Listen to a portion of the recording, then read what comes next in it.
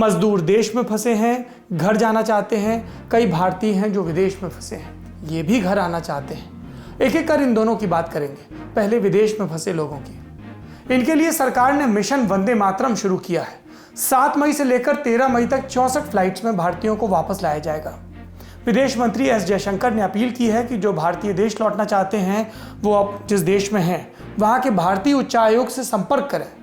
इस ऐलान की घोषणा के बाद से ही सोशल मीडिया पर इस ऑपरेशन की तुलना 1990 में खाड़ी युद्ध के दौरान हुई एयरलिफ्ट से की जा रही है।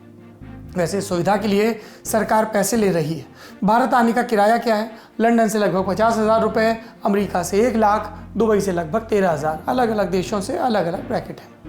भारत आने वाले सभी लोगों को अपने खर्च पर कम से कम 13 दिनों के लिए इंस्टीट्यूशनल क्वारंटीन में भी रहना होगा, माने किसी संस्थान के तहत जो क्वारंटीन पर निगरानी रख सके।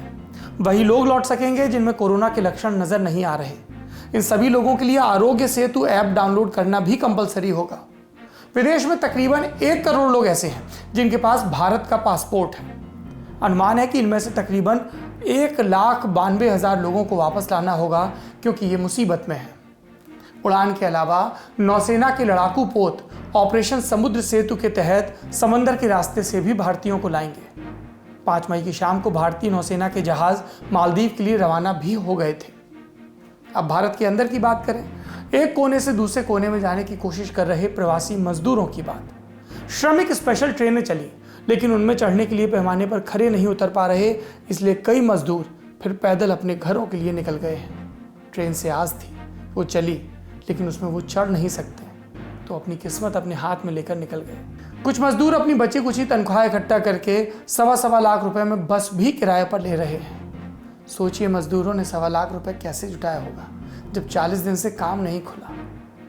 किस काम की, किस ज़रूरत की ये पूंजी होगी जो घर लौटने पर खर्च हो रही है। तब भी पक्का नहीं है पहुंचेंगे कब। रास्ते में नाकों पर रोक लिए जाते हैं तो घंटों आगे नहीं बढ़ पाते। एक समस्या और आ रही है, ये मांग उठ रही है कि घर जा रहे मजदूरों को रोका जाए।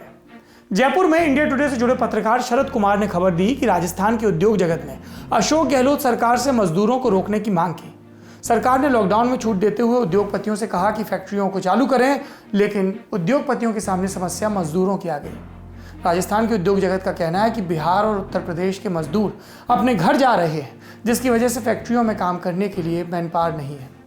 राजस्थान उद्योग संघ के अध्यक्ष सुरेश अग्रवाल का कहना है कि पूरे प्रदेश में अब तक 25,000 करोड़ रुपए का नुकसान हो चुका है। अगर इस तरह से राज्य सरकार और केंद्र सरकार श्रमिकों के पलायन को नहीं रोक पाते हैं तो सारे उद्योग धंधे ठप हो जाएंगे। ये एक राज्य का उदाहरण है, लगभग सभी राज्य जहां पर इंडस्ट्रीज हैं वहां पर ऐसी स्थिति है। राजस्थान सरकार, इसके पोर्टल पर 17 लाख मजदूरों ने घर वापसी के लिए रजिस्ट्रेशन करवाया, जिसमें से 10 लाख लोग राजस्थान आना चाहते हैं, 7 लाख लोग राजस्थान से अपने घर जाना चाहते हैं। उद्योग जगत की मांग पर सरकार ने फैसला किया है कि भारत सरकार की गाइडलाइंस के अनुसार जो लोग फंसे हैं यानी शेल्टर होम में है, सरकार उन्हीं को घर भेजेगी। जो लोग आराम से रह रहे हैं उन मजदूरों को घर नहीं भेजा जाएगा। हमें उद्योग धंधों की चिंता है। हम ये भी मानते हैं कि सरकार को सभी सेक्टर्स का ध्यान रखना होगा, लेकिन ये बात समझ नहीं आती कि कोई मजदूर आराम से कैसे रह रहा है और जो रह रहा है वो अपने घर क्यों जाएगा। सरकार कह रही है कि मजदूरों की काउंसलिंग की जाएगी, लेकिन जो मजदूर घर जाना चाहते हैं आप उनको बलात् कैसे रोक सकते हैं, सिर्फ ये फैसला करके कि हम तुम्हें ट्रेन में, बस में नहीं बैठने देंगे। खबर एक दक्षिण भारतीय राज्य से भी है। ये राज्य श्रमिक स्पेशल ट्रेनों को रोकने का मन बना रहा है। मीडिया रपटों के मुताबिक कर्नाटक की येदियुरप्पा सरकार ने दक्षिणी पश्चिमी रेलवे को एक खत लिखकर कहा है कि अब स्पेशल ट्रेनों की ज़रूरत नहीं है, जबकि कुछ तय श्रमिक स्पेशल ट्रेनें अभी चलनी बाकी हैं और इसके पीछे भी वजह मजदूरों की कमी वाली ही बताई जा रही है। तो 40 दिन पहले से फंसे मजदूर अब भी फंसे हैं। कभी महामारी से निपटने के लिए लगाया गया लॉकडाउन, तो कभी अर्थव्यवस्था का दबाव उन्हें घर जाने से रोकने में लगा है। सरकारों को मजदूरों के मामले में मानवीय पक्ष का ध्यान रखते हुए ही फैसला लेना चाहिए। जो घर जाना चाहता है उसे कतई नहीं रोका जाना चाहिए। ये समझ लीजिए, कोई जाने वाला अपनी रोजी छोड़ के खुशी खुशी नहीं जा रहा।